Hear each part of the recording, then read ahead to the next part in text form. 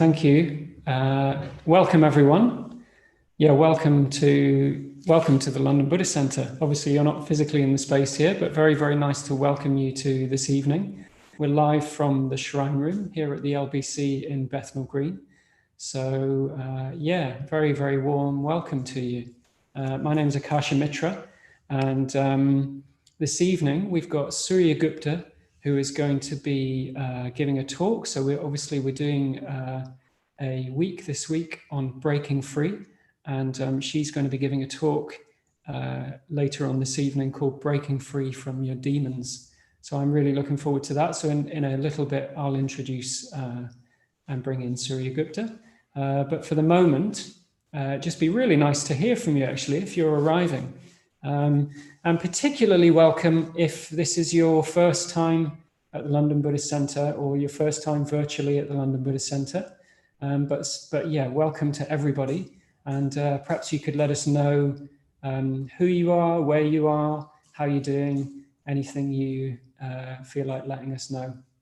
I was thinking earlier, it seems like a long time ago already, but a normal evening at the London Buddhist Centre, people would arrive, we'd mill about, and, that would be one of the first questions. If you met someone, you'd be like, where have you come from? Have you traveled a long way? Have you been here before? That sort of thing. So, yeah, do let us know any of that. Yeah, so we have a few people with us already. We've got 73 people with us at the moment. Linda Holmes saying hello from Chesterfield. Oh, lovely. Silvana Jyoti, up in the northwest, over the courtyard. Martin in West London, Phoebe in Oxford. Lovely. Daz in Peterborough. Great. Robert Rowe in Southwark. Yeah. Stevan Chirkovic from Bow. Mercia, who's a regular in Southwark as well. Yeah. Nina Allen in NYC also. Oh, lovely, great. It's not a complete evening unless Nina from New York joins us. So welcome, Nina. Yeah. Yeah, and I think a few other people from and we have Leticia in Mexico as well. Fantastic, all the way from Mexico. Welcome. You're very, very welcome. And Rain in Trieste, Italy. Great. It's so lovely. I mean, it really, really warms my heart that very, very few upsides to this situation. But it's been so, so lovely to know that the LBC is reaching out to these faraway places, and people are joining us for talks from as far away as places like Mexico and Italy and Austria and India. So it's lovely to have like a mix of people that have been at the LBC when we were, able to host these classes physically in the evening, and then people joining us since. So really, really, really nice. Yeah, great. Yeah, so for those of you that are just joining us, I was saying earlier, my name's Akasha Mitra, and we've got Surya Gupta who's going to be joining us in a little bit, and she's going to be giving a talk, Breaking Free from Your Demons, which I'm really looking forward to. And what we'll do is we'll give it another couple of minutes and see. I expect people are still arriving. So let's give it a couple of minutes and see who else is joining us. Yes, it is. Numbers are growing. We're now Great. At 105. Wow, 105 people. Welcome to you all. We have Padmasambhava in Enfield. Lovely. Debbie in Wales. Silvana Jyoti is saying that they can't really hear us. I'm going to speak a bit louder. Okay. So we have Sylvie in Paris, Seth in Norfolk, Chandra in Milan, Roman Road. So a lot of local people and global. Yeah. Local and global. Keeping it local and extending it global. Yeah. I should explain, by the way, we've got two people behind the camera. So we've got Ippolit and Jahit who are helping us this evening. You pop around and say hello if you want to, guys. Nice to see who's here in the Shrine Room. So yeah. So Ippolit, Jahit. Hello. Yeah. So they're our tech team, which is really, really lovely, and they're helping us out this evening. So great. Okay, so yeah, very, very warm welcome to all of you. It's 7:05. What I'm going to do now is I said a little bit about the evening, but for those of you that are just joining us, I'll just say a little bit about what we're doing this evening. So my name is Akasha Mitra, and we've got Surya Gupta is going to be joining us in a little bit, and she's going to be giving a talk. So obviously all of this week is a very, very special week. So we're doing a week on the life and teachings of Padmasambhava, the great tantric guru Padmasambhava, and looking at what he can teach us about our modern lives and what we can draw from his teachings. So I've been really enjoying it so far, and I'm really looking forward to this evening and the rest of the week. So that's what we're doing this week. And this evening, Surya Gupta is giving a talk called Breaking Free from Your Demons. And what we're going to do for the first part of the evening is I'm going to lead us in a short meditation in a couple of minutes. And then Surya Gupta is going to give a talk, and then we'll have a short tea break of about 10 minutes or so. And then we'll have a bit more of the talk from Surya Gupta. And then we're going to have a good long period for questions. So if you've got any questions about what we've been talking about this week or about her talk or anything related, then we'll have about half an hour for a Q&A. And then we're going to finish the evening with a short Buddhist ritual with a threefold puja. So that's what we're going to be doing this evening. So I think good to start the evening off by doing a short meditation.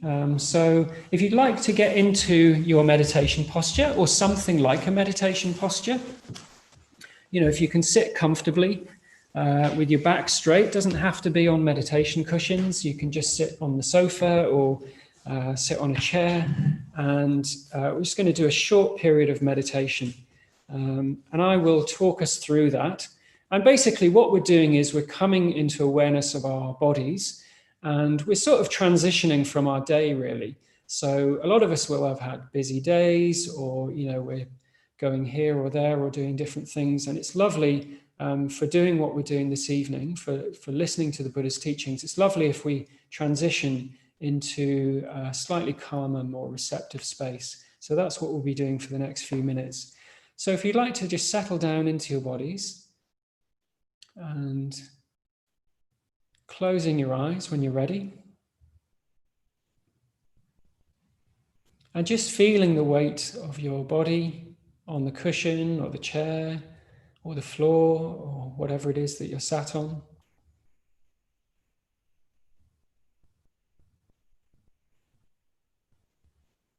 And first of all, just noticing how you are. So how is your mental state? How is your body? Are you feeling a bit fidgety? Are you already fairly relaxed? And coming into awareness of the breath. So noticing that you're breathing all the time, but obviously we're not aware of that fact most of the time. But by coming into awareness of the breath, we can start to calm the body down and soothe the body. Soothe the body and soothe the mind.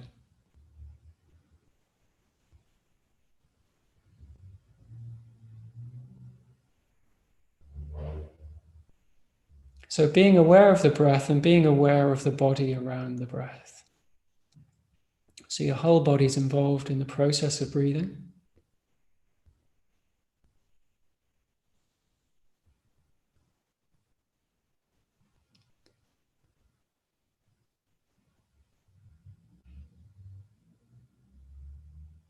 So feeling the breath as it enters and leaves the body. And paying particular attention to the out breath. So as you breathe out, just feeling that and being aware of the out breath.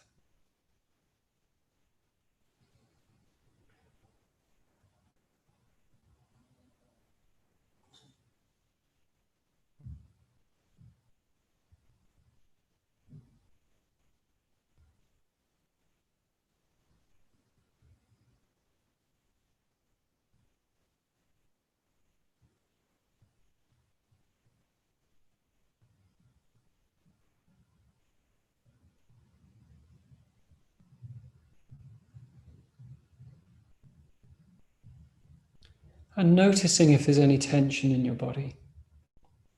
So you're probably holding on somewhere to a bit of tension. You might have your shoulders slightly hunched, or you might be holding a facial expression. Just see if you can completely relax. So you can drop your shoulders, you can let your stomach relax.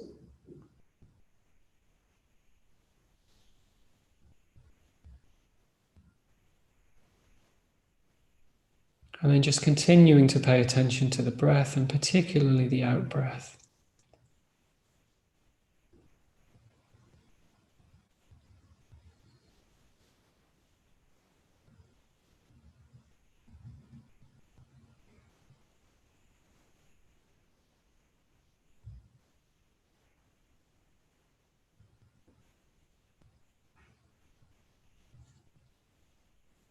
And if your mind starts to wander, or your mind is a bit busy, you can just bring it back to the physical sensations in the body.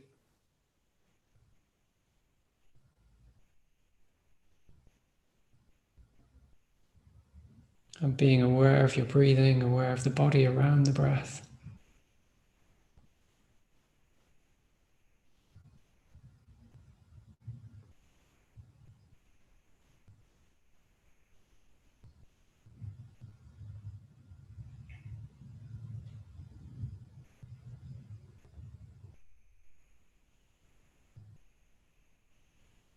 So for a few minutes, just paying attention like this to the out breath. And seeing if we can find a sense of enjoyment in that. So it's a very, very subtle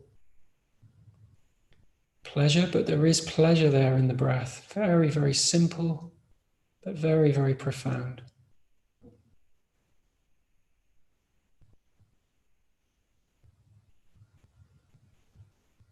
Just sitting here, nothing else to do.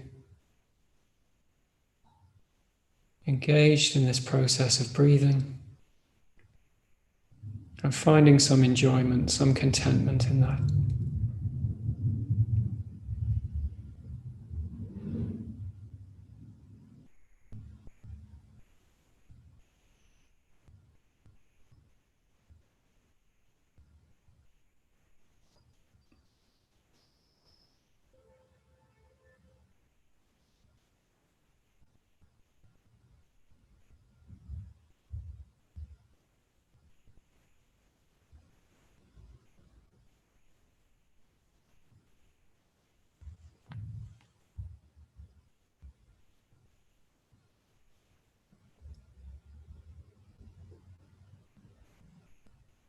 And if our attention wanders, just bringing it back whenever we need to.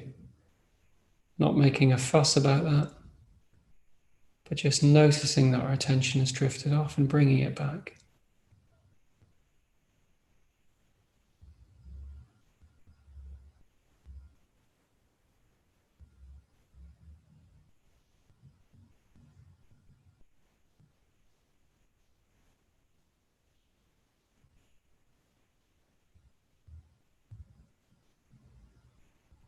And then gently moving the focus of attention to the in-breath.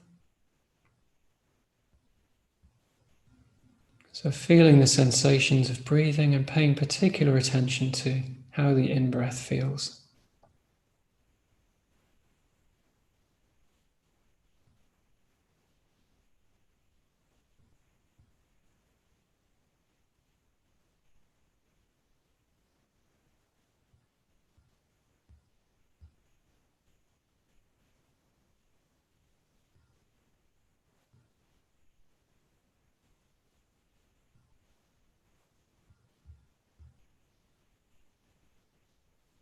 And feeling a sense of spaciousness around that.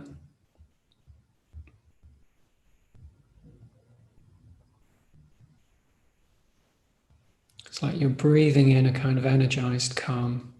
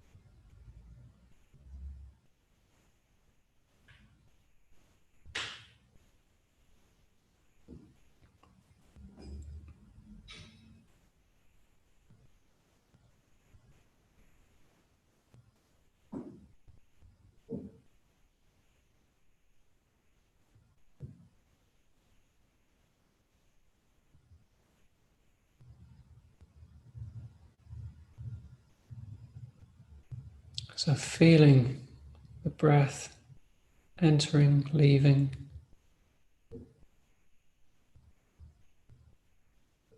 Seeing if you can feel the breath in different parts of the body. So your stomach expanding and contracting. Shoulders rising and falling.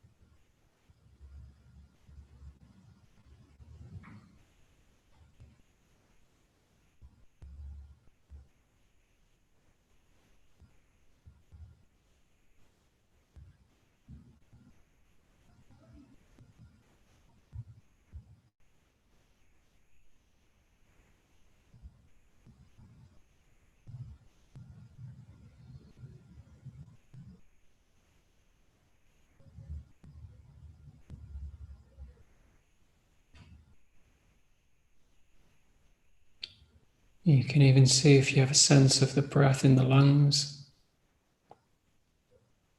entering through the nose, the throat, the in-breath, the out-breath.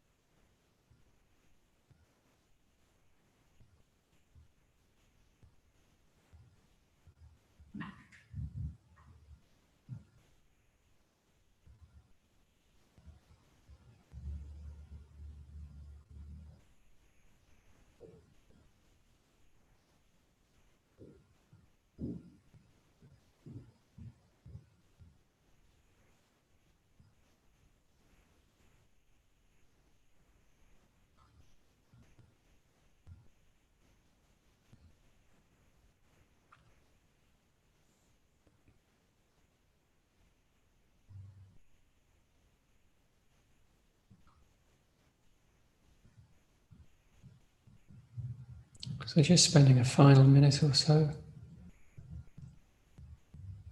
enjoying this sense of attention on the breath, your whole body breathing.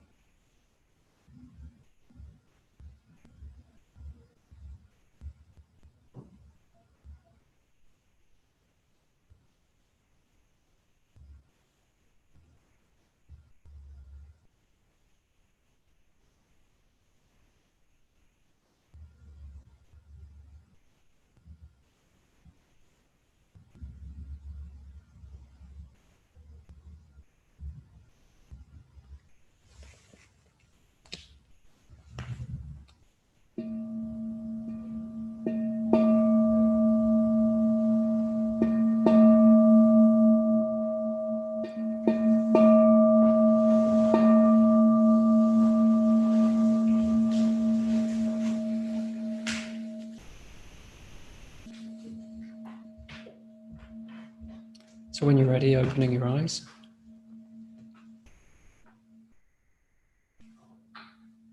Lovely, so really lovely to meditate with you all. Yeah, it's my great pleasure now to hand over to Surya Gupta, who's going to be talking to us about breaking free from your demons. Hi there, Akash Mitra. Can all hear me okay? Thank you very much for a lovely introduction and meditation, Akash Mitra. And also hello to our technical hosts, Jahit and Hippolyte, and to all of you who've joining us on our second day of our Breaking Free course. And as Akasha Mitra said, I'm going to be talking about facing our demons or breaking free from our demons. But I'm actually going to start 2,500, 600 years ago, right back to the historical Buddha Shakyamuni. I always find it interesting. There's quite a lot of episodes in the historical Buddha's life that we can actually that actually really inspired many, many teachers, and inspired the teacher we're focusing on tonight, Padmasambhava. So the way Padmasambhava teaches really can be traced right back to the historical Buddha.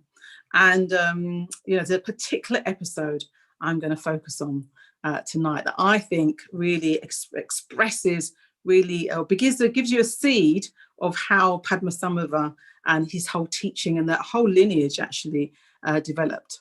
So we're going back 2,500, 600 years ago to Shakyamuni Buddha, but actually just before he became a Buddha, to Siddhartha, really. Siddhartha, who was a Buddha before he became the Buddha. We're going back to the point where he's about to become enlightened. So he's sitting under the Bodhi tree, and he really has done all kinds of work. He's gone down some one or two wrong turns. He's taken one or two wrong turns. He's practiced seriously, intensely. He's let everything go in order to find the truth. And there he is. He knows it's in his reach. He's almost there. And he's just got to break free, finally, break free from greed, hatred, and delusion. And, and then something appears just at that point where he's about to step over that threshold into enlightenment. And it's a very significant occasion. We wouldn't be here now if he didn't take that step. We're practicing the Buddha's teachings and all those who've been inspired by the Buddha. So this moment about where he's about to break free, break into enlightenment, is a historically really significant moment. So he's on the verge, he knows it, and then something appears. And that something, or that some force really, is Mara. And Mara means death. It means destruction. It means really everything that stops us from growth. Everything that's, he's the ultimate saboteur, Mara. He's also a manipulator, a deceiver. He basically does not want change to happen. He fears change. He fears transformation. And he appears. So I'd like us, it's 2,500, 600 years ago. We're talking about the historical Buddha to be Siddhartha, just on that verge of enlightenment in India, completely different times, culture. But I think, and sometimes people don't always relate to the historical Buddha, but I'd invite us to kind of relate to this particular moment, the moment where you're about to, or maybe you've just done something that is really a positive, that is a big step. For some people, actually, that's coming to the Buddhist Center for the first time, or signing up on a course or something like that, or going on retreat, or just anything that where you've really stepped up. You've really changed something about yourself, and you're kind of making a stand, and you're saying, look, I'm going to go forward from here. So I hope you all can imagine that sort of moment, whether you've just done it or you're about to do it. And then something sometimes, and even sometimes invariably, comes in and looks like it could threaten that. Looks like it could threaten that change, that step you're about to make, or looks like the achievement you've just made, it could be dismantled. In a way, that's what Mara represents, that sort of fear, that threat, that you're not going to be able to keep going, you're not going to be able to grow, to really receive the benefits of all your efforts. So that's really what was going on really for the Buddha. He's about to step into the enlightenment, historically significant. He knows it. He's destined to teach millions of people through the generations if he can achieve it. And Mara steps up, and Mara's going to do whatever he can to stop the Buddha. So the first thing Mara does sends in his armies. It's a very famous scene, this. He sends in his armies, and the scene that I have in my mind is the scene of Lord of the Rings, you know, the battle scene. If you've seen the films, my son used to love watching the scene, so we'd watch it again and again and again, and you'd see all these sort of really menacing figures, really sort of distorted, really contorted faces, full of fury, battling each other. They'd sort of pick up tree trunks, and there'd be mudslides, and really this tremendous, ferocious scene. And this is the scene that Mara conjures up. And Mara is this personification of all that's negative, and he conjures up this sort of battle scene. And they've got all these weapons that they're going to throw at the Buddha. So they're hurtling towards the Buddha, they're storming towards him, and they're throwing all manners of weapons. And what happens is that, well, the Buddha's sitting there, of course, he's in meditation posture. He has his beautiful smile, sort of very deep inner smile. Nothing looks like he's going to move him, actually. And he's got this tremendous, beautiful, radiant aura, golden aura that surrounds him. And these armies are hurtling towards the Buddha, throwing the weapons. And as a weapon reaches the aura, they transform into flowers. And that's just a very beautiful scene. And they keep being transformed again and again. The more weapons there are, the more flowers that's raining down and landing on the floor around the Buddha's feet. And Mara knows that, well, it's not gonna work. I actually remember that scene, seeing it in a book, seeing the pictures of the weapons and all these beings hurtling towards the Buddha and the flowers. And it really had a very powerful effect on me at the time. Just this idea that transformation, that kind of transformation was possible, that you could have violence, really, aggression, fear, and it being transformed into something very, very beautiful. So it doesn't work. And Mara wonders what to do next. So, well, aggression hasn't worked, violence hasn't worked, power hasn't worked. So Mara thinks, well, what else is there? Well, there's desire, isn't there? There's sensuous desire. There's the aesthetically pleasing. There's the, well, pleasures, just ordinary pleasures. And he knows that the Buddha, as a young man, would have enjoyed pleasures. You know, he was married, he would have had relationships, so he knows that. And so he decides to send in his daughters, who represent desire in this stage. So the daughters appear, and you know, in my sort of interpretation, I imagine them sidling up to Siddhartha. So they're not hurtling.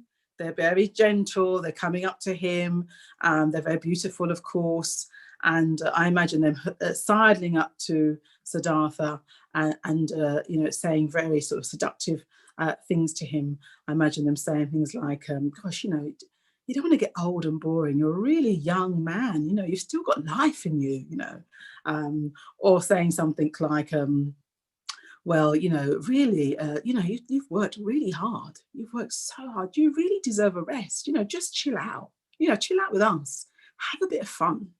And of course, if the Buddha had any desire still in him, he would have well, he wouldn't be here.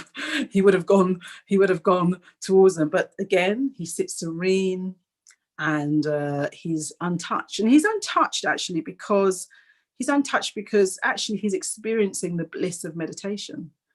And, you know, and bliss of meditation is unlike sort of material or sensual bliss, because it's a bliss that actually is nourishing. It revitalizes, it satisfies. Whereas with craving, what we find with craving, I mean, it's pleasurable for sure, but it doesn't fully satisfy. It might satisfy momentarily, but then it sort of hooks you in. You sort of want more, and then more, and it also, the key thing about craving is that it really distracts us from our purpose, because we're sort of on this wheel of trying to fix and trying to satisfy the sort of craving that we have. I was listening to a radio program the other day, and they were talking about dating apps and how dating apps have these algorithms wired really so that people keep searching. And even if you find somebody quite suitable, the tendency is to keep swiping, keep searching, and they do it deliberately. And that was like, wow, we sort of have these, when we have desire, it's actually very hard to completely satisfy it. However, meditation and the insights that the Buddha was having is kind of satisfying and complete in themselves. So the daughters it doesn't work, and they go off, and Mara thinks, okay, my turn now. And I think he walks up to the Buddha, and he might look at him directly, and he then might turn, go to the side, one side, and then the other side, almost like circling around and sort of looking at him and nodding his head and going, so who do you think you are? I mean, really, who gives you the right to sit here and say you're going to be the one to be enlightened? Yeah, who do you think you are? Of course, the Buddha doesn't say anything. And then I imagine Mara saying things like, well, in fact, apparently he has said this, that who's witnessed you? You've said that you've done all these acts and you've practiced and you've made all these amazing, discoveries already, but who has actually seen you? Where's the evidence? So again, I don't know if this is a kind of voice, isn't it? This kind of insidious voice that can come in when we're about to do something or take a step, and it can really go, well, who do you think you are? And you shouldn't be messing about with this. You've got, you need to be doing other things. This is not for you. This is not for you. So in the story, and I love this again, the Buddha, this time he doesn't just sit serenely with his aura around him. He touches the earth. He touches the earth with his hands, and he says, the earth is my witness. And in the story, in the legend, the earth goddess then appears and says she's witnessed him for countless upon countless of lives, practicing and striving for the truth. And she is his witness. So that's the famous scene with Siddhartha. And he then, he's really, by that, we know that he has overcome hatred. We know that he's overcome craving. And we know that he's overcome ignorance. The ignorance really that says that we can't grow, we can't change, that we just got to accept, who we are and what our situation is. So that's what happens.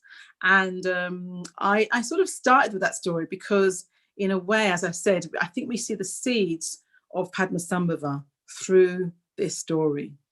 I remember coming across the story and I remember thinking, wow, change is possible, transformation is possible. Just that single image of the flowers, the weapons transforming into flowers, it shows us that change happens, just that single image.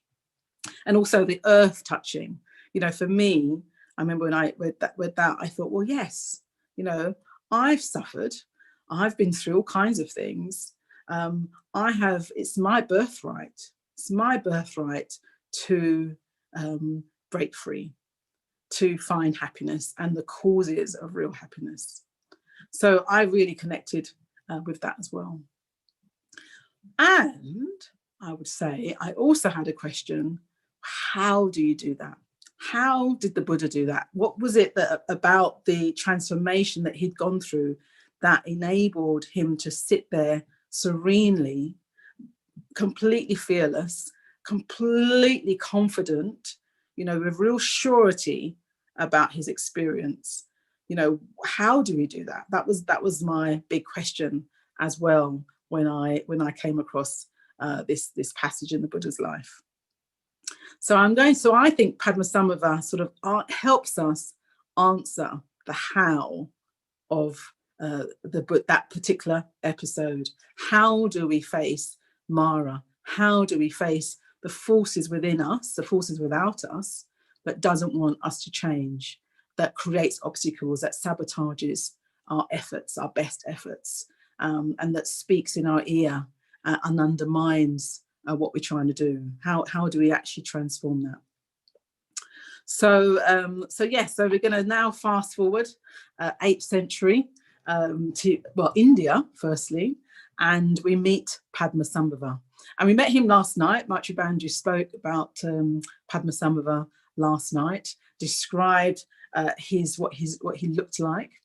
And I know when I first saw an image of Padmasambhava, you know, the very first thing you see is his facial expression.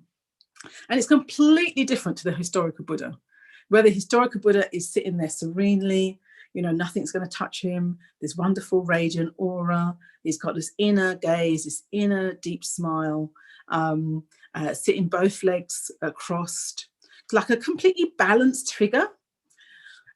Instead of that, you've got Padmasambhava, who's got one leg down in action, ready to take action. Firstly, one leg is crossed and one leg's ready to take action. And then you've got his eyes. So this is and he's not closed eyes, he's wide open, in fact, his eyes, and he's staring right at you, staring right at me. And it's a really uncompromising gaze. I remember the first time I saw an actual rupa of Padmasambhava, and I've seen some really large rupas, and you have to stop in your tracks. I remember the last time it was on an order event where Sangharashta Bhante was there, and you know, he came into the room and he was in a wheelchair and he wanted to keep circling around this huge Padmasambhava. And I remember walking into the room myself and going, oh, okay, I can't just sit down and have a chat. I've got to take this figure in. He sort of arrests you in his gaze, because it feels like it's looking directly at you and directly into your heart, into your mind, into the things you don't really want to see, acknowledge about oneself. So that's his gaze, and that's his body language ready for action. And the other thing about him, he has this, he has quite a few implements with him, but the one I want to draw out today is the Vajra. And the Vajra is basically a diamond thunderbolt. So look it up if you haven't seen it. It's got two sort of oval shapes and then a circle in the middle, and often gold or silver. And basically it signifies a transformation of the negative into the positive. And it's a diamond thunderbolt. So really, when you think about thunder, you think of this great, you know, thunderous noise, don't you? And I think of lightning, I think of storms. I think of the lightning that flashes and lights up the whole sky. So Padmasambhava has this kind of energy. And it's an energy that we need to actually confront the parts of us that don't want to move, that wants to stay as it is, stuck. The parts of us that actually creating obstacles for us.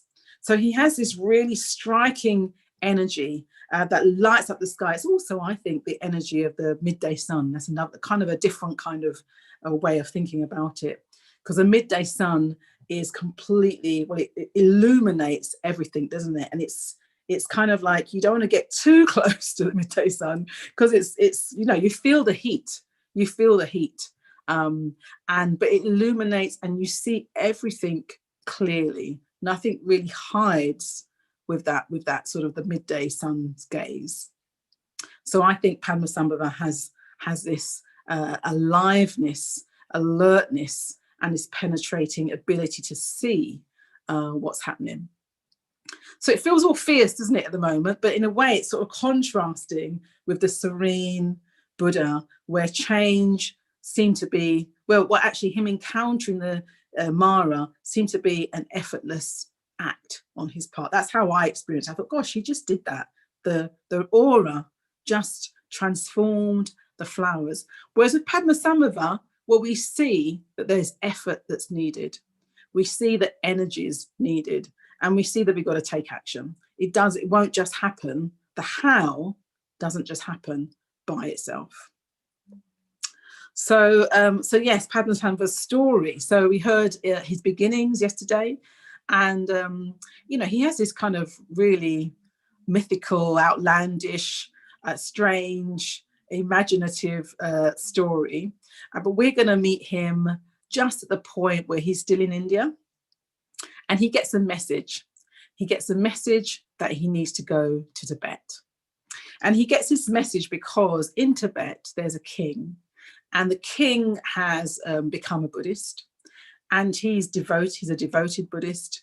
And he really sees a potential of Buddhism to transform the culture for the better. And he really wants to really train and teach people. He wants to build this monastery, a really well-resourced monastery. And in India at the time, there were these amazing monasteries that had, you know, thousands of people practicing in them. So I imagine that I want something like that for Tibet. So he invites the monk over, actually one of the monks, one of the heads of this famous monastery in India, Nalanda. He invites him over. His name's Shantarachita. And he basically says to him, look, you know, teach as many people as you can. So he does, and he teaches, you know, day and night, apparently, day and night. Apparently you can still read all his teachings. So he teaches Buddhist ethics, he teaches philosophy, he teaches Buddhist psychology, and you know, it's going down reasonably well. People, many people are wanting to study under him. And not everybody's happy because there's an existing religion in Tibet called the Bon religion. And when they start trying to build this monastery, problems start happening. The sort of unhappiness that's there with his presence and the attempts to sort of impose Buddhism begins to reveal itself. And what happens is they're laying the foundations of this monastery, and every time they do this, they go to bed, they wake up, and the foundations are upended, and they start again, and it happens. And not only that, they've noticed as well the landscape, the weather, the terrain is also really struggling. There's floods, there's storms, the harvests are destroyed. So the king is a wise-ish man, and he knows something's up. So he says, Shantarachita, what is going on? And he says, the gods and demons do not want us to build this monastery. They don't want Buddhism here. So, and he said, well, what can you do? And he says, it's beyond me. You know, I can teach ethics, I can teach psychology, I can teach philosophy. I can't connect with these demons. There's only one person that can do that, and that's Padmasambhava. So that's how Padmasambhava gets word that they need him in Tibet, and they need him desperately. And he doesn't give a response straight away. He mulls it over and then finally agrees, but then takes his time. He doesn't rush. He takes his time, and in a way, even though, you know, the monastery is in the middle of Tibet, he's got a long journey to go, he takes his time, and he starts his practice straight away. He doesn't wait till he gets there to get to work. He starts his practice straight away. On the journey from India to Tibet, he starts going out to meet the demons and the gods. So that's interesting. He goes out to meet them. He doesn't wait for them to appear. He goes to them. And that's significant for us, because normally when we have, our demons are our habits, our patterns of behavior that we know are really not really serving us. They're the parts of ourselves that don't want to change. It could be anything, just tendencies we have to not want to grow or to sabotage our own growth. There's demons outside as well, but I'll come to that later. So he goes in and meets them, and it's completely opposite to what we mostly do. Our tendency mostly is to hide from our negative aspects of ourselves, or to get into blame, to project them onto others and blame others, or to blame ourselves and get very ashamed about ourselves, or to just deny them, completely and act like everything is really okay. We have all these strategies really to cope with the fact that we have difficult aspects of our behavior. We have our conditioning to deal with, all kind of different strategies. And these are our demons, our everyday demons, if you like, that can show up and get in the way of what we know to be really true, and what we know we can really be. So this is, what happens. He goes out to meet them. He doesn't wait for them to be discovered. And he goes to meet them, and he's obviously fearless. So again, mostly with us, we have a lot of fear around our negative aspects, or shame or anger. We resist it. But he's fearless. And he's fearless because, well, he's done a lot of work. He's done the work. He's an enlightened being. And his positivity is greater than their negativity. And he knows that. So he goes to meet them. And what's interesting is that they all have different names and characteristics. And it's quite fascinating because it's almost what he does is like he gets to know them. He meets them, he gets to know them, he sees their particular individual characteristics. He's fearless. He knows that his power, his positivity is stronger than theirs, and he subdues them. So that's the first thing I was thinking. He goes to meet them, he's fearless, his positivity is greater than theirs, but he gets to know them nonetheless. He doesn't deny them, he doesn't try and minimize them, he doesn't try and push them away, he gets to know them. And because he gets to know them, he actually is able to subdue them. And the subduing isn't as I said, it's not a minimization, it's not a weakening them, it's actually helping them transform their energies, harness their energies into the positive, into the truth. And it's really wonderful because he basically, they promise him, they make an oath to him that they will commit themselves to the Dharma. They've seen the truth, they've seen a glimpse of the truth through his engagement with them. And he's managed to get them on side. This is the truth, and this is what you could do. You could help this. But firstly, he had to get to know them. He had to know their characteristics. I was thinking about this in relation to our modern day sort of fairy tales, films and things like that, that usually the goodie is this kind of nice person, nice woman or man or being, and they're not sometimes as interesting, as fascinating as the baddie. Certainly in traditional fairy tales, that's the case. And but what you have here, you've got a fascinating Padmasambhava who has the individuality, the strength, the character to meet their character, but actually his positivity is stronger, and he's able to display that to them and subdues them by harnessing their energies. And they make an oath, they make a promise to commit to the truth.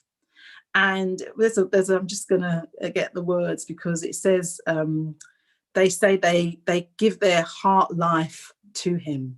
They're basically willing to lay down their lives to him. And I love that. And then he gives them a secret name and gives them a treasure. So he values them, actually. He values what they can do. And again, we often, because we're wanting to hide all our various tendencies from ourselves, from others, we don't value what they're teaching us. What are they teaching us, our various tendencies? They're trying to teach us something. It's getting to know them, we might discover that. So that's what happens. He does this all the way through to Tibet. Then he finally, I'm just checking the time, he finally gets to Tibet and meets the king. And we're going to hear about the meeting of the king another time. But he continues doing the work there. He continues engaging with the spirits, the unseen and seen forces in the land. And this is also really important.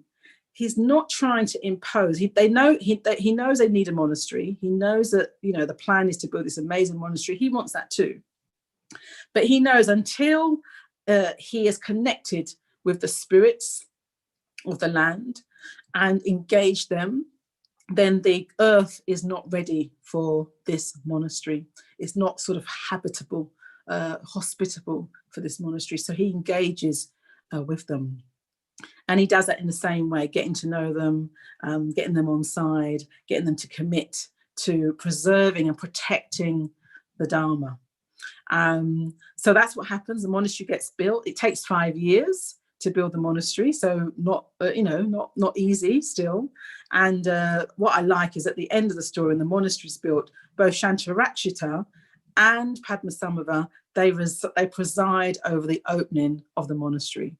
So that's significant because Padmasambhava is representing that courage that we need to face our unconscious, the courage we need to face our emotions, the emotions that can overwhelm us, the emotions that run away. He represents that courage and the ability to see what's beneath the surface of our experience. Shantarakshita represents the rational. He represents the scholarly, the person who wants to learn about the Dharma and understand it and how it works. That's what he represents. And we need both. We need the rational. We need the ability to be with the irrational. We need the emotional. We need the ability to learn and study, and we need the ability to meditate and to engage our energies and tame our energies, transform our energies in the way that the untamed demons were tamed. So we need both of them together, but they operate quite differently at different levels. I remember when I was going for a really tough time, and I felt like I was meeting obstacle after obstacle in my external life. And I didn't know actually how to stop that. I just thought, oh, why is all this happening to me?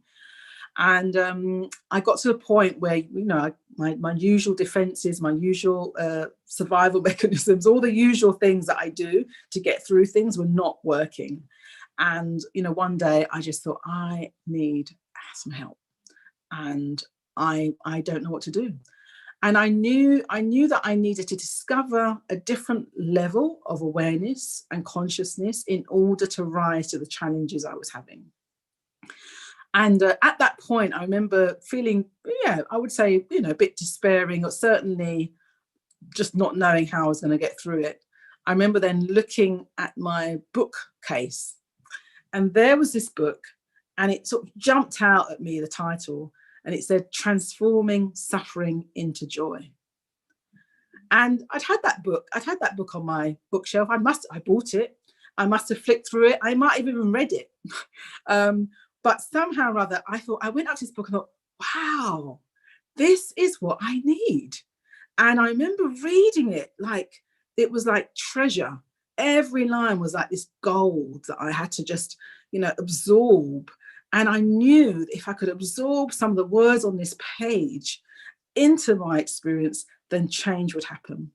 And that's exactly what did happen. I remember taking an odd line here and a little phrase there and reflecting on it and meditating on it and really seeing how it met with my experience. And it was a completely different thing to whenever I read the book the last time, because the last time I couldn't remember reading it really. It was like, oh, this is interesting. I'm going to learn some more stuff about Buddhism. And suddenly it was like a lifeline to me.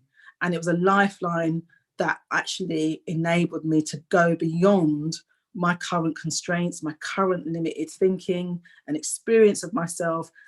It enabled me to see my situation quite differently and actually access the courage I needed to face the demons that were without me. But also I did encounter absolutely some demons that were within me that were stopping me from actually making that change before. So this is a difference between the intellectual, the rational, the sort of conscious way that we engage with Buddhism or teachings, and the irrational, the unconscious, the depths of our energy that needs to rise up and will also need to be tamed or harnessed in the process. I prefer the word harness actually rather than tame. Harnessed and directed to our purpose, our truth, directed to breaking free.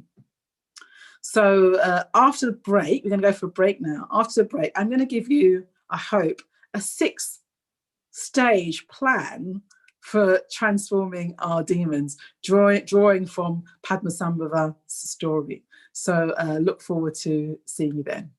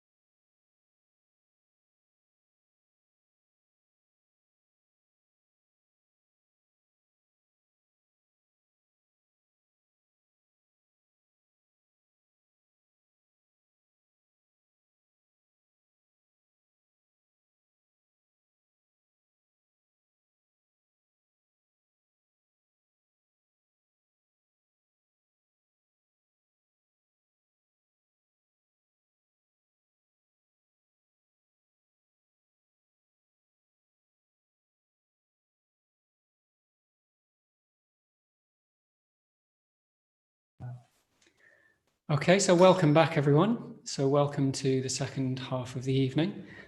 So yeah, fantastic first part of the talk from Surya Gupta. I thought Surya Gupta really invoked the energy and the transformative qualities of Padmasambhava. And I really, really loved the way she took it back to talking about the historical Buddha as well, and then brought us into the time of Padmasambhava. So really, really beautiful talk so far. And I feel very energized after listening to that as well. So yeah, thank you very much, Surya Gupta. And now we're going to hand back to Surya Gupta, and she's going to carry on.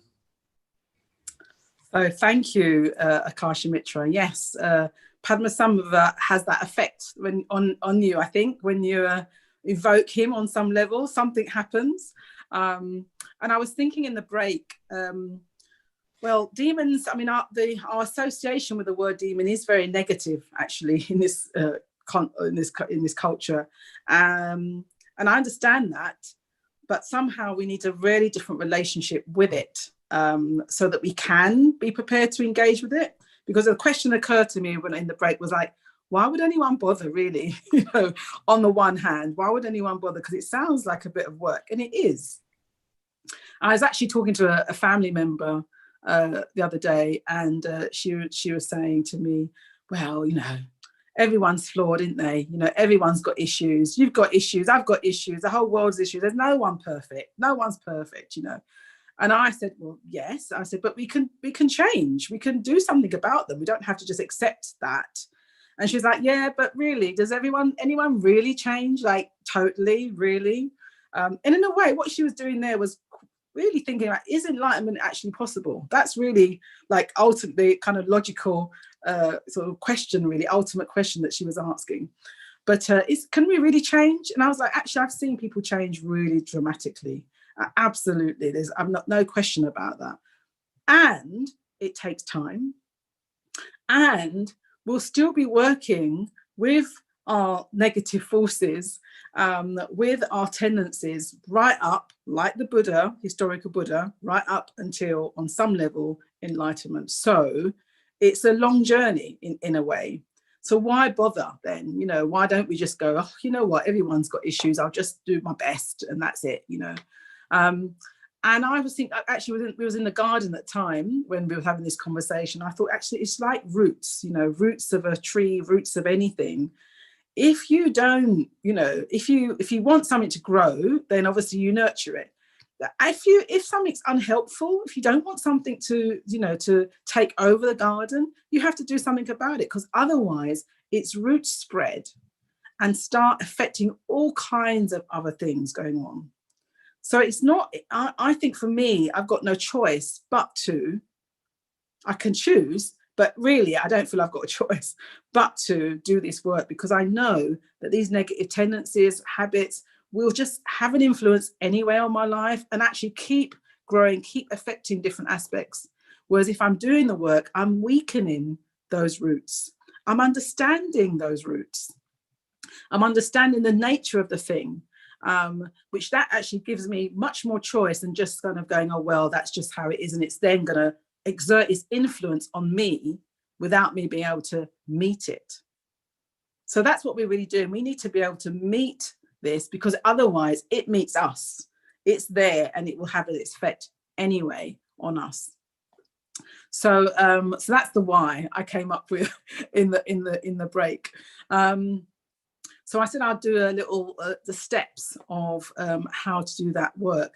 Actually, I'll just say one more thing about the why we need to do this as well, because we've got our own inner, things, our negativities, our habits, whatever that is, things that we know doesn't serve us, watching endless Netflix, surfing the internet, whatever it is, you've got your versions of it. And there are demons out there as well, as in negative forces based on greed, hatred and delusion. And we see it in the world. I mean, the world is in a very, very challenging place right now. There are all kinds of responses to that. Some are helpful, some are creative, some are trying to help others, and others aren't. And, we've had traditional, demons, you could say consumerism, that can, fueled by greed, racism. We've seen that in a big way. That's a definite demon. Nationalism, climate destruction, all those fires going on. These are other demons. For me, the more I understand the nature of greed, the nature of ignorance, the nature of craving, what's going on within me, around me, immediately around me, the more I'm able to have a more objective and helpful way of engaging with other demons that I might encounter, with other negative forces I might encounter.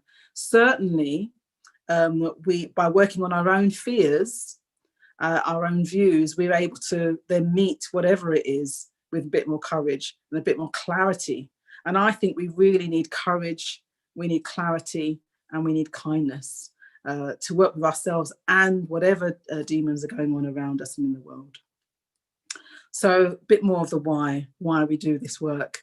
And I think it's also to discover, our solidarity as human beings, discover our deep connections. When we're working towards a common goal for good, it's fantastic. And I think we had a taste of that right at the beginning, didn't we, of the whole COVID thing, where it seemed like everybody was on the same page, working towards the good of others, really connecting in with suffering, not wanting people to suffer. And so somehow in those few moments, our collective demons of selfishness and egotism and individualism just, faded. And we felt like this, really kind of, had an experience of solidarity for a brief moment. So yes, we can do this work, and it's necessary, I think. So our 6 points to how to do it. So I'm going to just share these. So the first thing is be aware. Awareness. So just acknowledging, firstly, that we have a habit. Actually, not even acknowledging, just noticing. Firstly, it's just noticing that there is a habit, there is a tendency, it's having an effect, and it might be causing us suffering. Just even noting that, rather than go, oh well, that's just how it is. There's nothing I can do about it. That's not really awareness. That is just putting up with something and not really wanting to see it. So awareness, being aware that something is happening and actually it's having an effect on us. Secondly, acknowledging and really recognizing what it is. So really beginning to, you've noticed a habit, you've been aware, I've got this habit of that. Then actually really acknowledging that it is part of your experience. Again, when we see something, sometimes we want to have an immediate thing of pushing it away.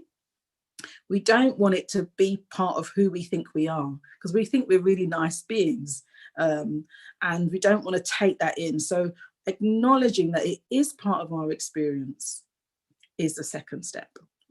Awareness, acknowledgement. Then the third step, I would say, is inquire into the nature of it. So we've tried to kind of go, you know what, it's there, I can see it, it is part of my experience, and now I'm going to get to know it, which is what Padmasambhava did with the demons and gods that he encountered. He got to know them. He didn't just deny them, push them away. He kind of inquired into their nature. And when we do this, we can actually discover what it is. Why are they there? What are they doing there, really?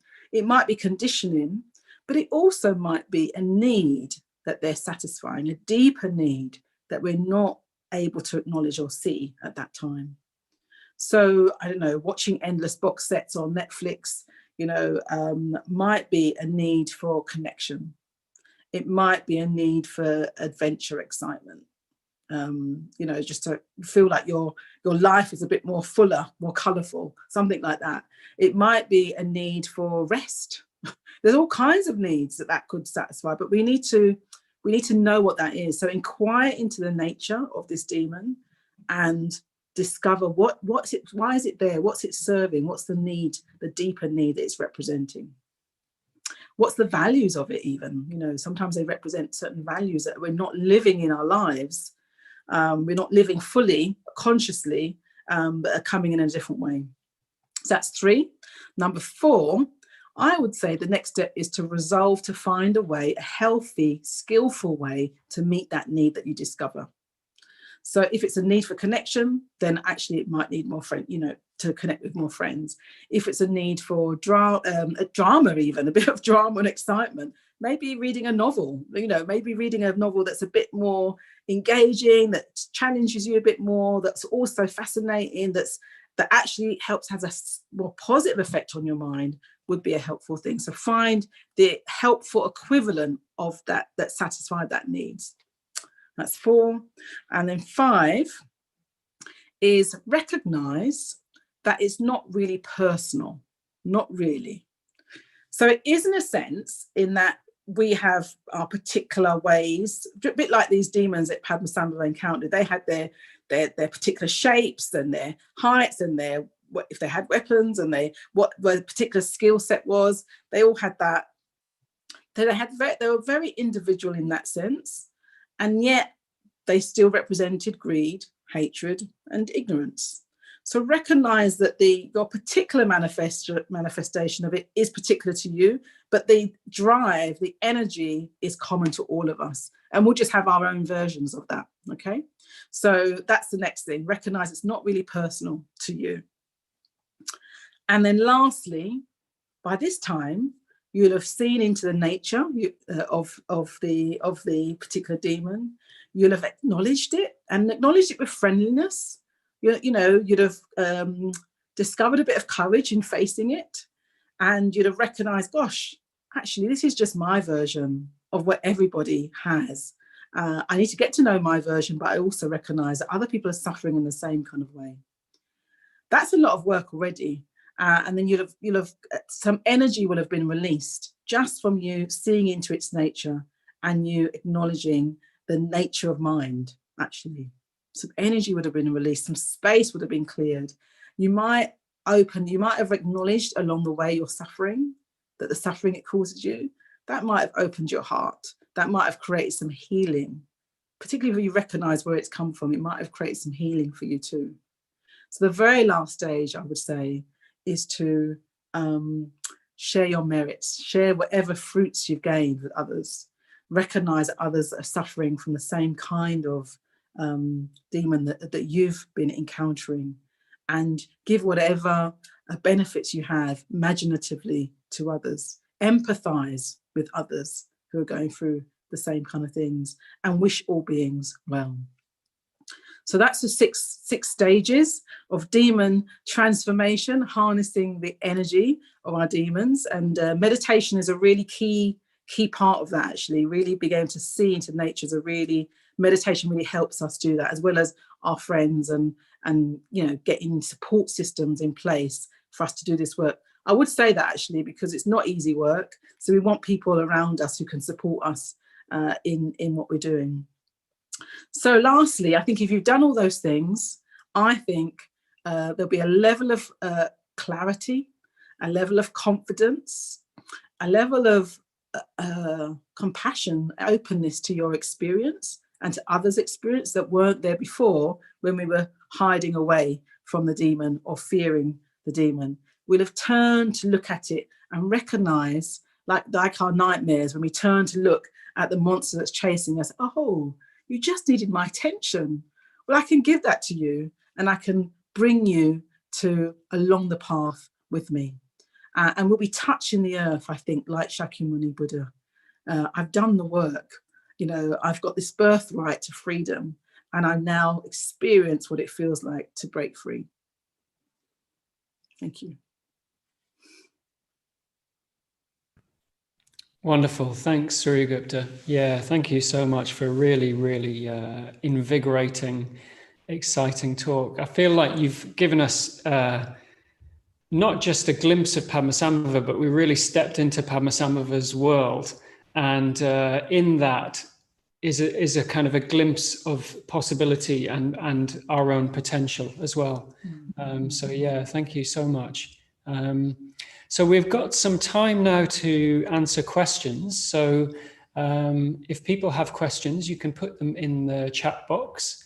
And it's helpful for the team here if you put a little Q in front of the questions so that we know that they're questions and not comments. So yeah, we've got about 25 minutes or so where we can answer your questions. So are there questions already, Ippolit, or? We've got one question, maybe if you can repeat the question. Okay, yeah. So Darren asks whether everyone always changes for the better on the path to enlightenment, or might our demons just permanently transform us for the worse. Okay. So could you could you read the question out? Yeah. He asks, does everyone always change for the better on the path to enlightenment? For instance, can the process bring up anger into our personality? Okay, interesting. Yeah. So Darren's asking, does everyone always change for the better on the path to enlightenment? Or, for example, does anger arise in people? Shall I say something about that, Surya-Gupta, and then you can see if you'll probably have something to add to that as well. So, yeah, I think it's a really good question, Darren, because sometimes I think when we read these sort of traditional stories about, from the Buddhist tradition and about people's journeys and people's transformation, it can all sound a little bit kind of simple, or like it's all very straightforward, or, that somebody, hears the teachings and then instantly they're enlightened, or so on, or, that it's all just kind of sweetness and light. And yeah, I think actually in real life, it's not quite as simple as that. And things can get, we can definitely come across bumps and obstacles and difficult periods. And I think progress on the path isn't linear. It's not linear, and it's not always straightforward. I mean, and I think what can happen is, certainly this has been my experience, is that as we grow in awareness, and as we actually grow into a sort of a bigger being, in a sense, what can often happen, as Surya-Gupta was saying, is there's often parts of ourselves that that have been there, but we've not wanted to acknowledge them, or we've not wanted to look at them before. Sometimes parts of ourselves that we're not very comfortable with, or maybe even we're not aware that they're there. I mean, an example for me was that not that many years ago, actually, about 8 years ago now, I did a long retreat. I did a 4-month retreat. So it was my ordination retreat. So when I was ordained into the Triratna Buddhist order, that was in the context of a 4-month retreat. And about maybe 5 or 6 weeks in, we did a long period of kind of pretty much silent meditation, about 2 weeks of silent meditation.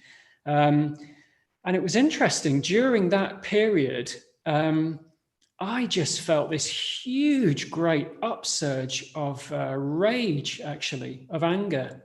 I was absolutely seething for days at a time. And it's interesting, I don't think of myself as a particularly angry person. I don't think I am a particularly angry person. But it's almost like I was going into such depths in that retreat, because there was so much silence and so much meditation, that all of this anger sort of came to the surface. And actually, I think that's very, very positive. But it's how we relate to that and what we do with that is important. So I think what can happen is we can access parts of ourselves that we haven't previously looked at, or we didn't know were there. But it's what we do with that and how we relate to that is the important thing. It's almost like, I think of it as almost a bit like a purification. There are parts of us that come to the surface, they want to be looked at. And if we relate to them with kindness, a bit like Surya-Gupta was saying with her points just now, if we acknowledge that they're there, we relate to them with kindness, then we can sort of move on from that, basically. Would you like to add anything to that, Surya-Gupta? No, not much. I think that's, I think your question there was, absolutely, you will encounter obstacles along the path. Obstacles will be with us in different ways, right up until, you know, high level spiritual advancement, right up until enlightenment. So, and I think going back to the Buddha, it's those forces of greed, hatred, and delusion, they're very deep in the consciousness. So what we're trying to do is to actually put ourselves in the conditions whereby they can arise. Actually, we don't want to be acting on them. We want to see them so that we can do something about them. And so just what your example there, Akashamitra, is a good one. You know, he's on a meditation retreat, you're working really well with yourself, really productively. And actually one of the effects of that was that something was able to come to the surface that had been previously buried, and you were in the conditions to do something positive about that. So I think the conditions we're in are really important. It's hard to do this work, actually, I think, without community and Sangha and other people doing it, because otherwise it just feels like hard work. And I would say sometimes the more committed you are to the path, the more things will more likely to come up as well, or at least you're more willing to see them. They're there anyway, they're having an effect anyway, but we're more willing to see them and use that as part of our work, our transformational work. So absolutely, people get angry and transform it, hopefully. Yeah. I think that's a really good point as well about that doesn't mean, you know, it's like sometimes when people learn to meditate and they sit down and their mind is all over the place and they're distracted, and somehow they think, oh, well, that's, you know, it's the meditation is sort of causing my mind to be fuzzy. Or it's like, we're actually like that. We're just not aware of it. So coming into awareness is different from things just suddenly appearing. You know, it's like things were actually always there. Yeah. Okay, I must just say, Surya Gupta, there's been quite a lot of interest in this book that you mentioned. So I wonder. I can't remember who really? I thought of that when I. Okay. Maybe I'll have to, I'll have to look at my bookshelf again. Okay. It's still there. Yeah, a few people were asking what it was, but okay. Okay. So maybe we'll see if there's any other questions. Yeah, so Anna asks, my monster at the moment is anger. How could I work with it in meditation and using the 6 steps? So Anna's saying her monster, her demon at the moment is anger. How could she work with this in meditation, and how could she use those 6 steps that you mentioned, Surya Gupta, to work with her anger? So maybe you could start us off. Well, in a way, I think, I'll be teaching meditation tomorrow morning. So if you're signed up, I'll probably guide us through that a bit. But really, it's if you're doing the metta bhavana or the mindfulness, you'll be firstly just become aware that what's going on in your experience in your body. Sometimes we experience it very physically. If you're angry, you'll be experiencing that physically, and that's a really accessible way in to the work, because what we can do with that is actually, where is that anger located in the body? Just asking ourselves that, experiencing that. So you might experience it in your belly, it might be in your shoulders, might be in any part of your body, and then bring your attention to that area and relax and soften that area. That's just a very simple way of having a sort of or indirect way of working with it, in a sense. You're softening that area and then seeing what effect that has on the mind. Just you softening this, tension, see what effect that has. I think the key thing is, whenever we encounter negative or strong emotions, is to see if we can bring an open and friendly and kindly attitude to it. Because we don't want to be angry. That's the thing. We don't like it. We want to get rid of it. But that creates tension in and of itself. So if we can bring a kindly, friendly, open attitude to it, that helps us also relax. So those are 2 things I would say to begin with.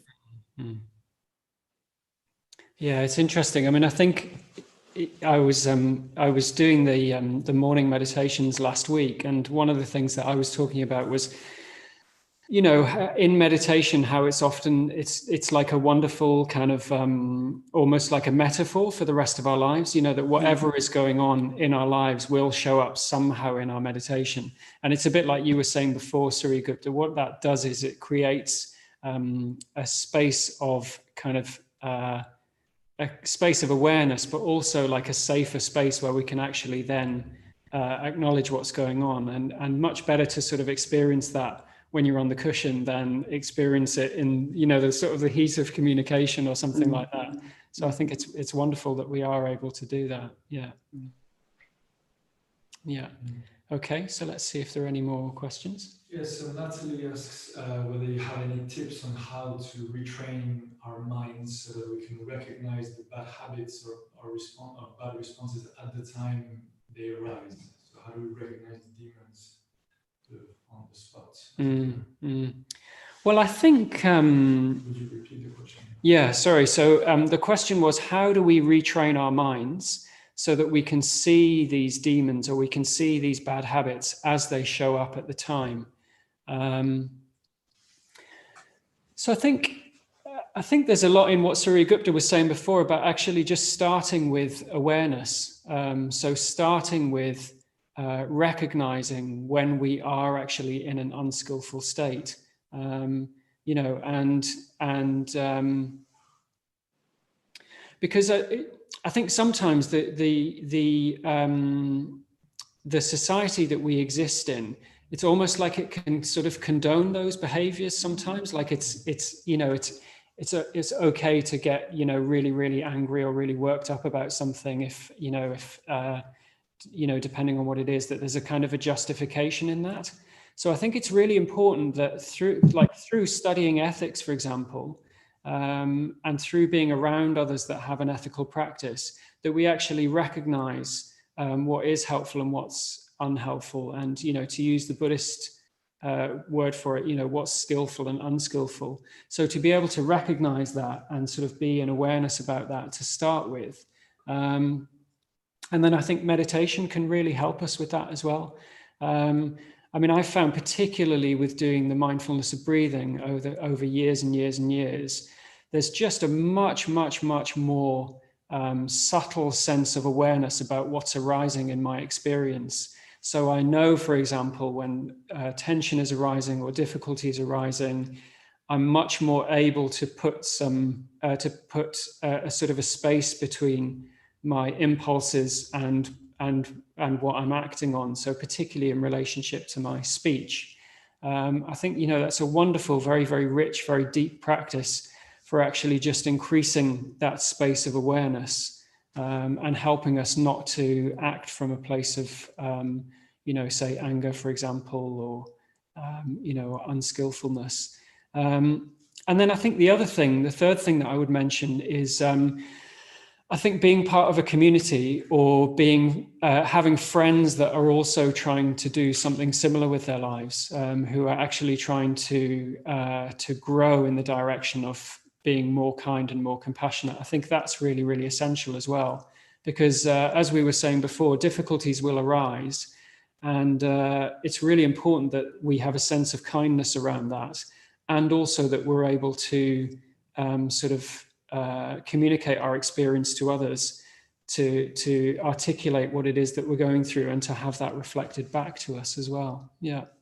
What would you add to that, Surya Gupta? Yeah, I think that's great. No, I think the only thing I'd add, I think, which is just approaching it slightly differently. I think what you said, meditation, supportive community, all those things, and also that the culture that we're in might condone, or just think, oh, that's no big deal, you know.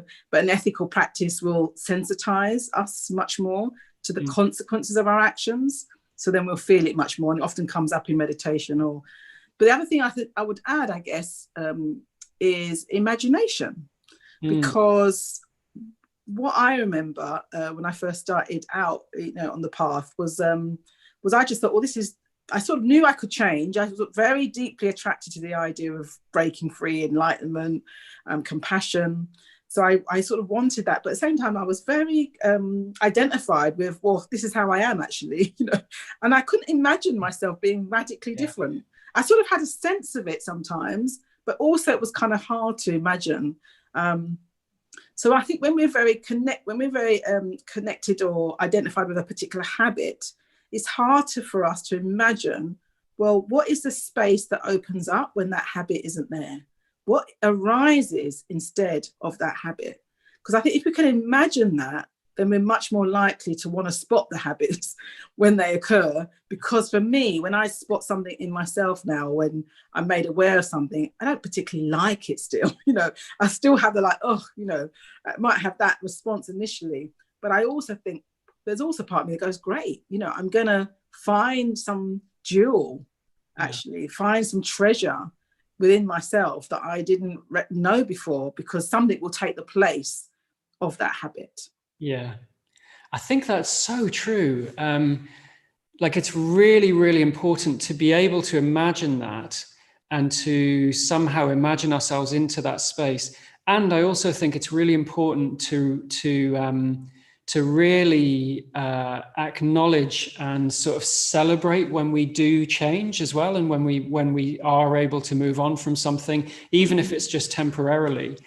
And I think, again, community comes into that. So for me, I found it very, very helpful over the years, actually meeting people who've been practicing a lot longer than I have, and knowing what difficulties they've had or what difficulties they've overcome, and seeing them some way down the line. Like, I can't always even imagine myself into that, but I can see other people sort of embodying that. Yeah. And also then those people, I know, like, it's a big thing in our community, isn't it? That we really celebrate people's positive qualities, and we really celebrate that people have changed. And, because I think it's one of the lovely things about being part of this community is, if you're around for a long time, you see people when they first come along, and then you see them over a period of years, and you see how they change for the better.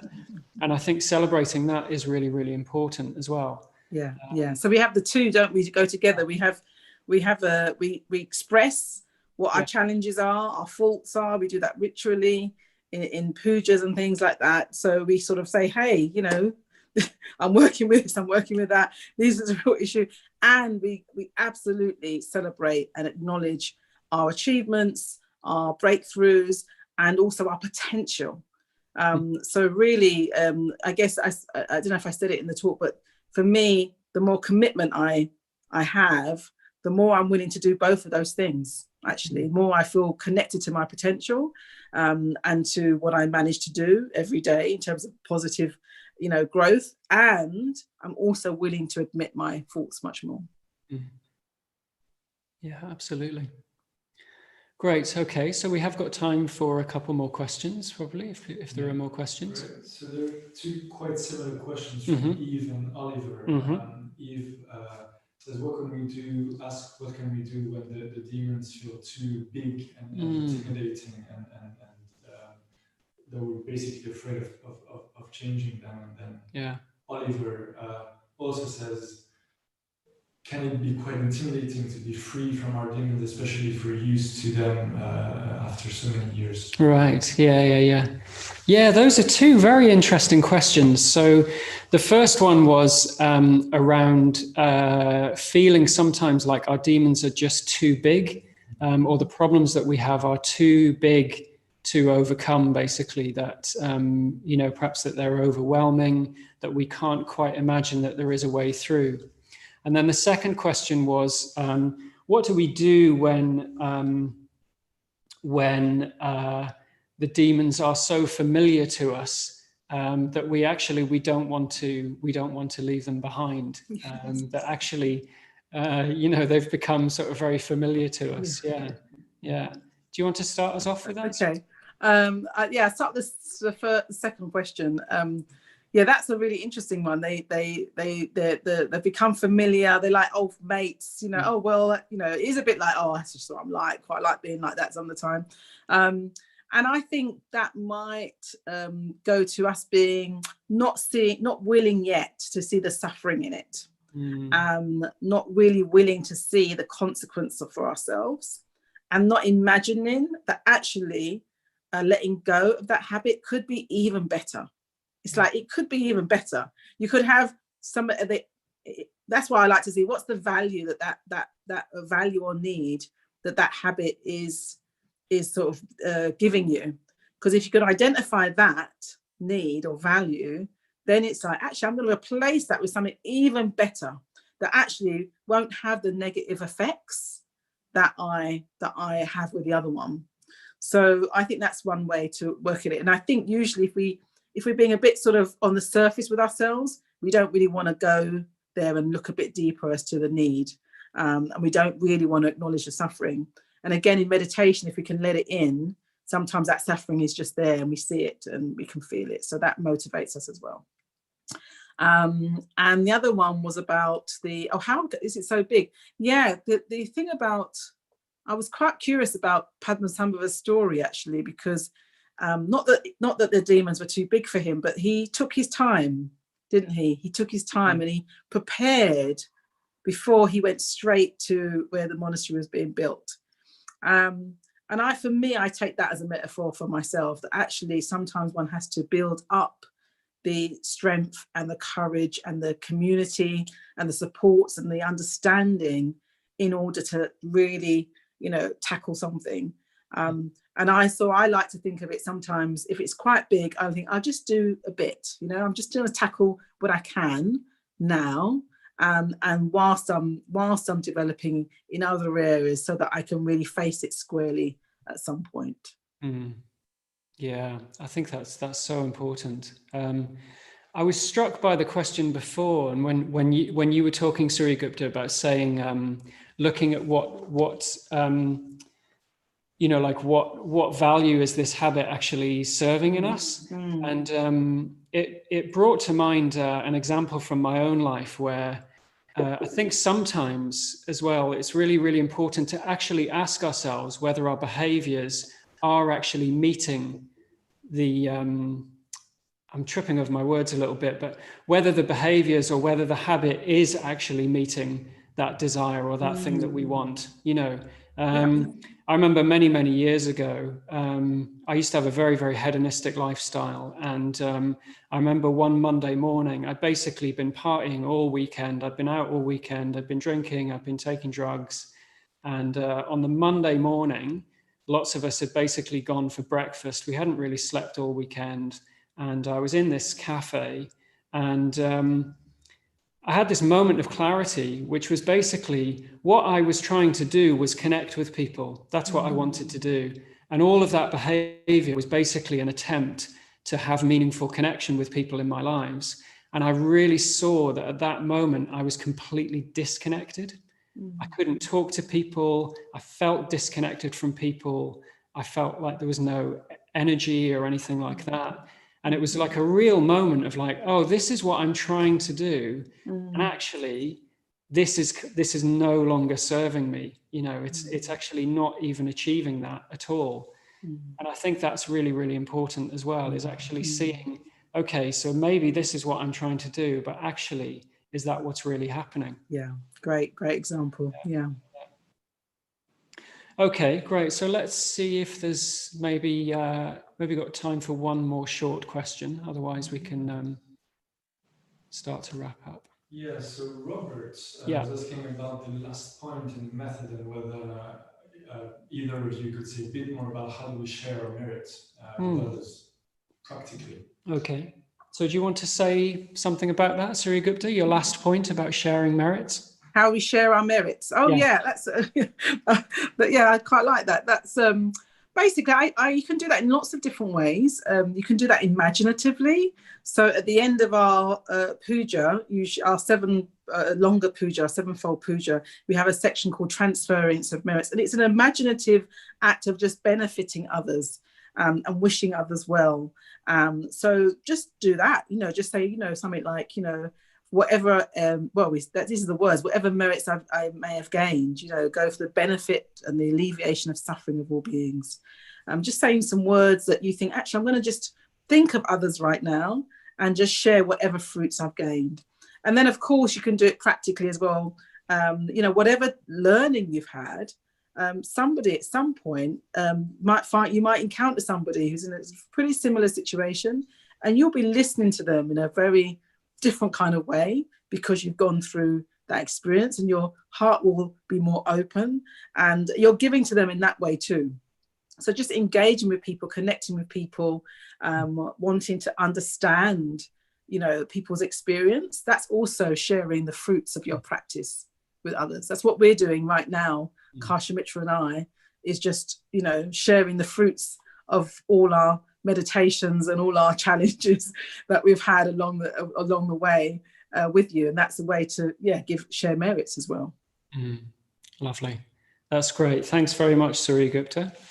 So what we're going to do now is we're going to, in a moment, we're going to do a short Buddhist ritual. And I'll say a bit more about that in a moment. But I just want to thank Surya Gupta very, very much for this evening and for sharing the fruits of her practice and her experience with us. We were just talking, myself and the tech team, earlier on about just how wonderful it is to have Surya Gupta with us. You know, every time I've seen her teach, it's so engaging. She's such a wonderful storyteller. And there's always such clarity in her teaching that it's not just, you know, talking or telling stories. It's actually saying, okay, well, how does this apply to us and what can we do? The last bit being very, very important, you know, what can we do? So I really, really appreciate that. So thank you very much, Surya Gupta. And before we go into the ritual, I'm just going to say a little bit about, well, something that Surya Gupta was saying just now is about passing on our merits. And that, you know, what we're doing is sharing our experience, and what we're doing is doing that as part of a community as well. And there's a whole community around the London Buddhist Centre, and that community runs on generosity, basically. So everyone that's here this evening, the tech team and myself, we're doing this for nothing, but it does cost money to run the activities that we run at the London Buddhist Centre. And all of this evening has been about transformation. About the energy of transformation and how we can actually bring that into our lives. And that's what we're doing at the London Buddhist Centre, is we're trying to create a community which is the context for people to change. I was saying earlier, you know, it's really, really lovely when you're around this community for some time that you see people come along and you see them change over periods of weeks and months and years. And that's a really, really wonderful thing.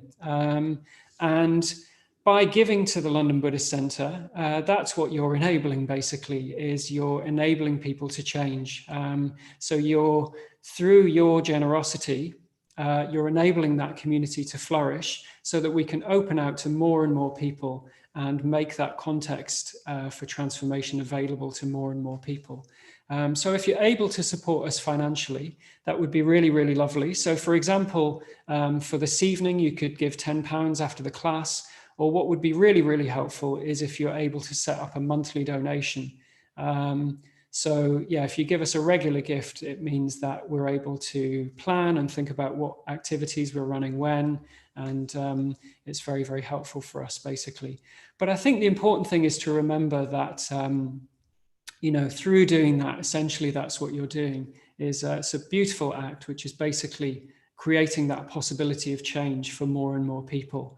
And that's one of the ways that we can actually transfer our merits, is by thinking, okay, well, I've really got something from this, so I'm going to give that back and I'm going to make that possible for someone else. Okay, so what we're going to do now is we're going to have a short Buddhist ritual, which is called the threefold puja. And how that works is I will read out some verses, and we'll do it in call and response. So that means that I will say a line and then you can say a line. So I've got the two members of the tech team here, so they're going to repeat the lines back to me as I say them. But what I suggest is that you join in at home. And this ritual is a really, really lovely way of bringing forth those forces of transformation that we were talking about before. It's a physical way of engaging with the teachings through using our voice and through opening up to the beauty of the imagery in the words that I'm going to say. So what I'd suggest is that you join in, you say a line after I say it, and just let the words wash over you and just open up to the beauty and the majesty of these words, which represent, they're like a sort of poetic evocation of the Buddha, of the image behind us, of the Buddha, of Padmasambhava, of the possibility of transformation. So if you'd like to get yourself into a suitable posture, perhaps your meditation posture or something like that, and we'll pause for a moment and then we'll start the threefold puja. Perhaps after my stomach has stopped gurgling.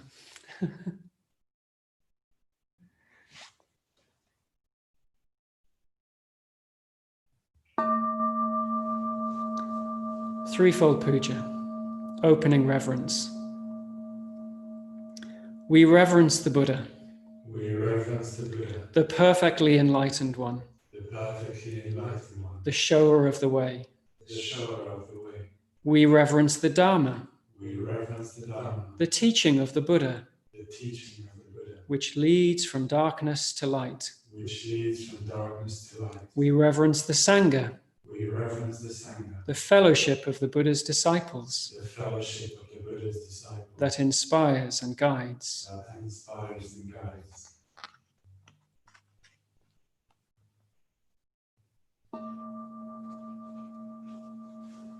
Reverence to the three jewels.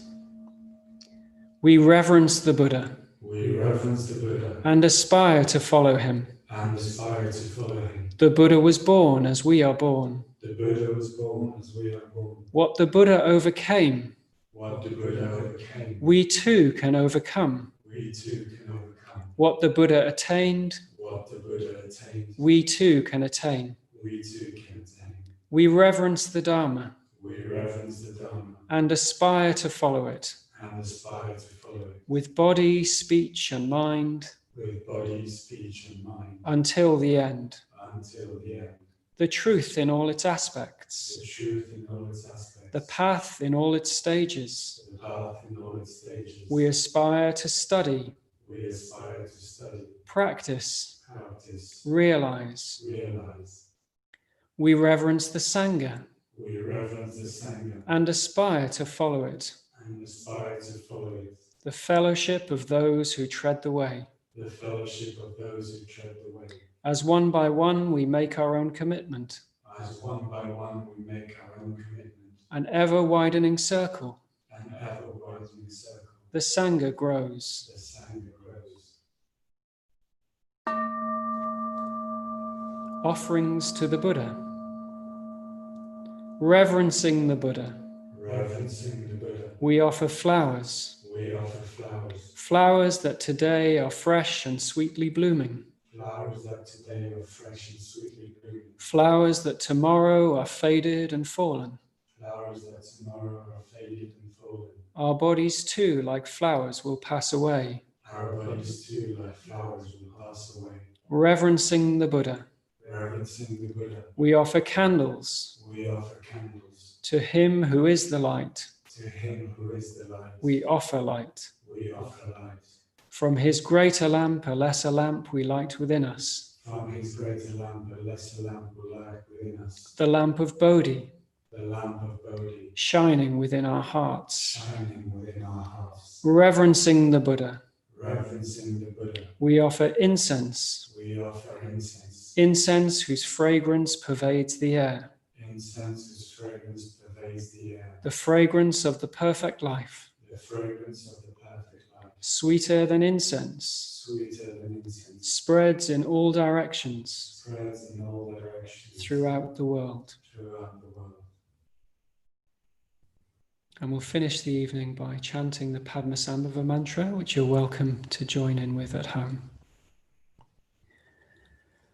Om Ahong Vajraguru Padma Siddhi Hong.